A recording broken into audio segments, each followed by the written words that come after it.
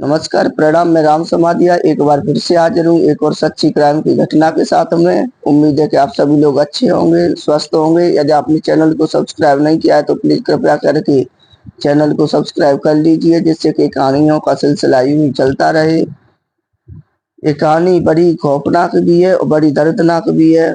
एक हंसते खेलते परिवार को न जाने किसकी नजर लग गई। परिवार के सदस्य एक एक करके किसी रहस्यमय बीमारी का शिकार होने लगे। इस बीमारी में पहले उनके शरीर में तेज दर्द होता, इसके बाद में धीरे धीरे होठ काले पड़ने लगते, जुबान अकड़ जाती और उसके बाद में सांसें थम जाती थी। इस तरह 20 दिनों के अंदर में ही परिवार के 5 सदस्यों की मौत हो जाती है और डॉक्टरों को भी समझ नहीं आ रहा था कि आखिरकार ये बीमारी कैसी है। लेकिन जब पोस्टमार्टम जो रिपोर्ट हुई तो रहस्यमयी मौत से पर्दा उठा। इसके बाद जो खुलासा किया पुलिस ने, उसे सुनकर हर कोई हैरान रह गया। किसी को भरोसा नहीं हो रहा था कि ऐसा कोई कैसे कर सकता है। इस कहानी की शुरुआत होती है 20 सितंबर 2023 से।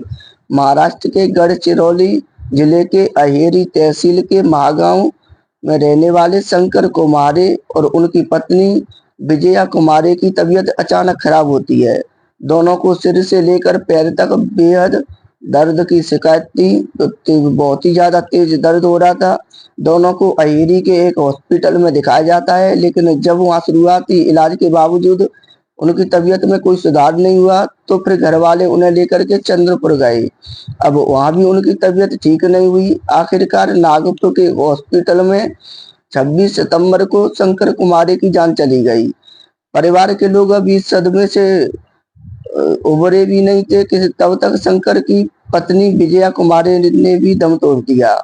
2 दिनों के अंदर में ही परिवार के 2 लोगों की जान चली गई। पूरा परिवार शोक में डूबा हुआ था, लेकिन इसी बीमारी और मौत की वजह जो दहशत थी वो और ज्यादा बढ़ गई जब परिवार के दूसरे लोग भी इसी बीमारी का शिकार होने लगे। अब शंकर और विजया की विवाहित बेटी कोमल दागांवकर और बेटे रोशन कुमारे की भी तबीयत खराब हो गई। क्योंकि जो विवाहित बेटी थी वो माँ बाप जो बीमार हुए उसके बाद में हॉस्पिटल में एडमिट थे, तो वो भी यहीं मायके आ गई थी। तो उनकी भी जो तबीयत खराब हुई तो उनके साथ रहने वाली शंकर कुमारे की साली आनंदा उर्फ वर्षा उराडे की भी तबीयत बिगड़ गई। अब एक एक करके सभी को हॉस्पिटल में भर्ती करवाना पड़ा। सभी के बीमारी के लक्षण भी एक ही जैसे थे। मसलन सभी को पूरे से जो पूरे नीचे से लेकर ऊपर तक पूरे शरीर में तेज दर्द की शिकायत थी। खासकर कमर के निचले हिस्से में और सिर में दर्द बहुत ज्यादा था। सभी के होठ काले पड़ने लगते और जुबान जुबान भी भारी होने लगती। हालांकि शुरू में खुद कुमारी परिवार के साथ साथ डॉक्टरों को भी ये मामला फूड पॉइजनिंग का लगा, लेकिन धीरे धीरे मामला उलझता चला गया। कुमारी परिवार के लोगों का इलाज कर रहे अलग अलग डॉक्टर भी उनकी बीमारी के सिम्टम्स को देखकर अलग अलग डायग्नोसिस करने के बावजूद किसी एक नतीजे पर नहीं पहुंच पा रहे थे। डॉक्टर भी हैरान थे, क्योंकि उनके सामने कभी भी ऐसे मरीज नहीं आए थे। मौत और बीमारी के सिलसिले के बीच कहानी में एक एक कर और भी कई अफसोसजनक जो है हालात पैदा हुए। परिवार में हुई दूसरी मौत के 11 दिन बाद यानी 8 अक्टूबर को तीसरी मौत हुई। इस बार शंकर और विजया की बेटी कोमल दागांवकर की जान चली गई। अब कुमारी परिवार का सुख और बढ़ गया। लोग डर के साए में आ चुके थे। तभी छह दिन और गुजरते हैं और परिवार को चौथा झटका लगा। 14 अक्टूबर को शंकर की साली और विजया की बहन आनंदा उर्फ वर्षा उराडे की मौत हो गई। उसके दिन 15 अक्टूबर को शंकर और विजया के बेटे रोशन कुमारे ने भी हॉस्पिटल में दम तोड़ दिया। इस तरह 20 दिनों के अंदर कुमारे परिवार के 5 लोग किसी रहस्यमय बीमारी का शिकार बन करके एक एक करके मौत के मुंह में समा गए। अब ये बात कुमारे परिवार और महागांव के बाहर तक फैल गई और महागांव से बाहर निकल के गढ़चिरौली को भी डराने लगी कि इस रहस्यमय मौत की जो चर्चाएं थी वो हर तरफ हर चौराहे पर होने लगी, हर घर परिवार में होने लगी। कुमारे परिवार के साथ साथ उन्हें जानने वाले तमाम लोग मौत के अजीबोगरीब सिलसिले से हैरान और परेशान थे।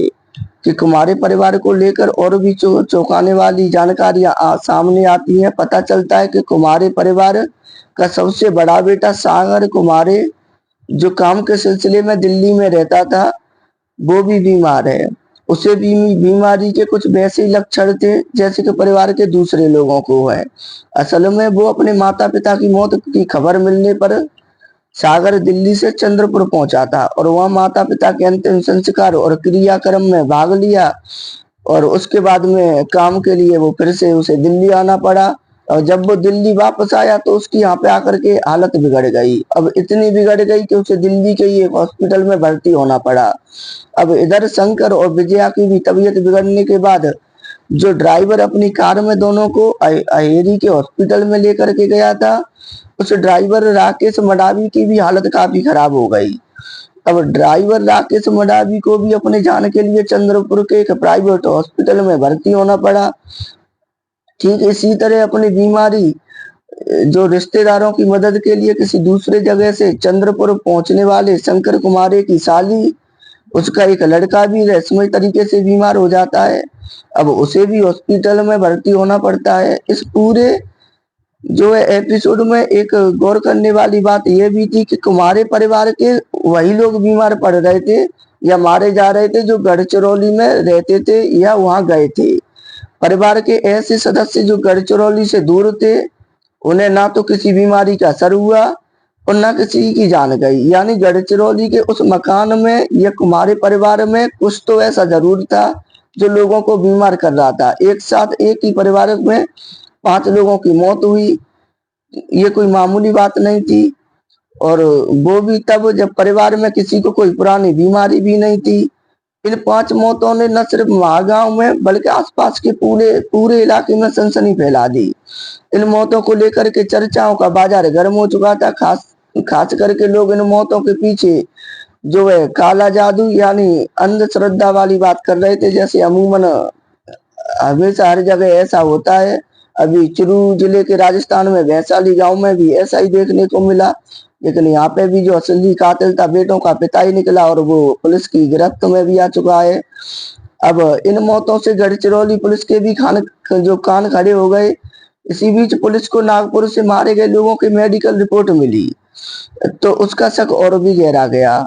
असल में डॉक्टरों को भी मौत की वजह साफ साफ समझ नहीं आ रही थी, लेकिन मेडिकल रिपोर्टों के में कार्डियक अरेस्ट और मल्टी ऑर्गन फेलियर की जो मौत के पीछे की वजह बताई गई थी।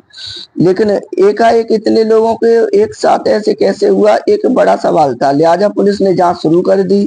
पहला शक कुमारे परिवार की बहू संघमित्रा की तरफ ही गया। ये लाजमी भी था क्योंकि कुमारे परिवार के सारे लोग एक एक करके बीमार हो रहे थे। जो रिश्तेदार आए वो भी बीमार हो रहे थे, जो गाड़ी चला के जो उनके ड्राइवर आए वो भी बीमार हो रहे थे, और जो दूर दराज के रिश्तेदार आए उसमें शामिल होने के लिए वो भी बीमार हो रहे थे। लेकिन कुमारे परिवार की बहू संघमित्रा ये एकदम ठीक ठाक थी।